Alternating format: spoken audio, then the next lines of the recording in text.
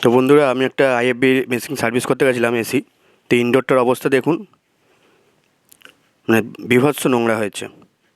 সকলের কাছে আমার একটা রিকোয়েস্ট থাকবে যে আপনারা এসি ব্যবহার করুন, কিন্তু এই এত পরিমাণে নোংরা করবেন না। টাইম টু টাইম সার্ভিসটা করে নিলে কী হয়, এতটা নোংরা হয় না। আর বেশি নোংরা হলে এসির কয়েলের পেছন দিকে, ভেতর দিকে আর কি, এই নোংরাগুলো চলে গেলে তখন খুব অসুবিধা হয়।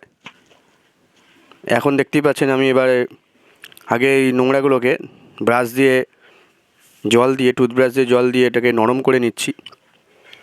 নেওয়ার পরে আমি এটাকে রিমুভ করে নেবো, এই নোংরাগুলোকে, ডাস্টগুলোকে রিমুভ করে নেওয়ার পরে তারপর আমি এর ওপরে জ্যাকেটটা পরিয়ে দেন ফোম ইউজ করে তারপরে জেট পাম্প ইউজ করবো। নাহলে কী হবে, এই ডাস্টগুলো ভেতরে জেট পাম্পে যে প্রেসার দেবো, আমি প্রেসারে জল দেবো, তখন এইগুলো ঢুকে যাবে ভেতরে, কয়েলের পেছন দিকে ঢুকে যাবে। চোখে দেখতে পাবো না, কিন্তু যখন এয়ারটা ফ্লো আসবে তখন থেকে থেকে থেকে থেকে এয়ার ফ্লো আসবে। দেখবেন অনেকের এসিতেই এয়ার ফ্লো থেকে থেকে থেকে থেকে আসে। ওটা এই কারণেই হয়, ডাস্ট যখন ভেতর দিকে চলে যায় তখন এয়ার ফ্লোটা থেকে থেকে থেমে থেমে আসে। আমি ফোমটা ইউজ করে ফেললাম। এরপরে আমি জেট পাম্প দিয়ে আমার ব্লোয়ারটাকে পরিষ্কার করে নিচ্ছি।